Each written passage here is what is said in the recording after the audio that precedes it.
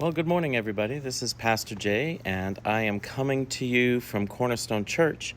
And as you can see behind me, we have decorated for Christmas for this week, Christmas with our missionaries this week. Please don't forget to bring your gifts and offerings to Pastor Brad Hackett this week, who is our missionary in residence coming to share the word from the University of Connecticut. So we are doing Digging Deeper today. This is our Tuesday Digging Deeper, and we're digging deeper into Acts chapter 21, verses 17 through 40. And in this part of our story, Paul the Apostle has concluded, or is concluding, his third missionary journey with a return to the city of Jerusalem. And the sermon this week was entitled, From Praise to Problems to Prison. And indeed, in these few verses, Paul begins to experience all of these things. So he arrives in Jerusalem to accolades and praise from the apostles in the church in Jerusalem because of the work he has done among the Gentiles.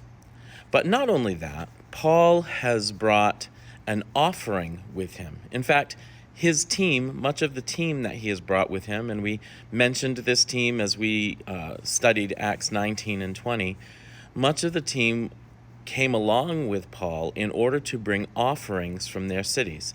People like Aristarchus and Secundus and Trophimus, who we've talked about as being the one around whom so much trouble for Paul coalesces in the days ahead.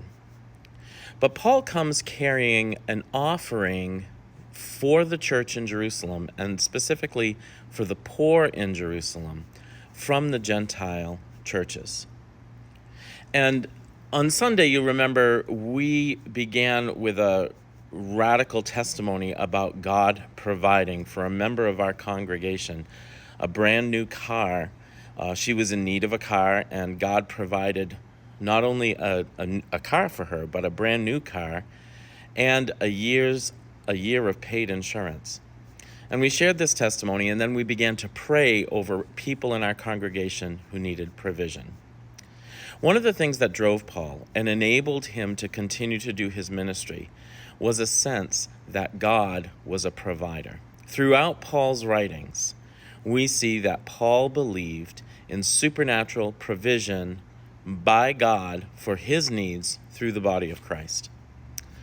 And so we see Paul operating not in fear, but in a knowledge that God is always going to provide. Remember, Paul grew up or came to faith in the church, grew up spiritually in the church where people believed in selling their personal goods in order to provide for the needs of brothers and sisters in the church.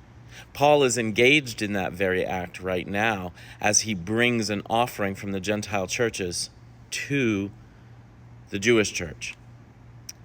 And he knows what Jesus has taught, that if you give, it will be given back to you, full measure, pressed down, shaken together.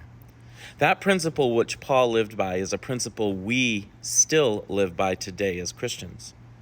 It's a spiritual law that when we give, the gift comes back to us, full measure, pressed down, shaken together, and overflowing.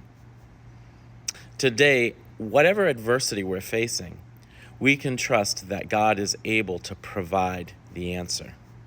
And I want to encourage you today, whatever adversity you're facing, whether it's an adversity like Paul's, or whether it's something which you might consider less substantial, but still very significant, God is able to provide. Until we meet again, God bless you and be at peace.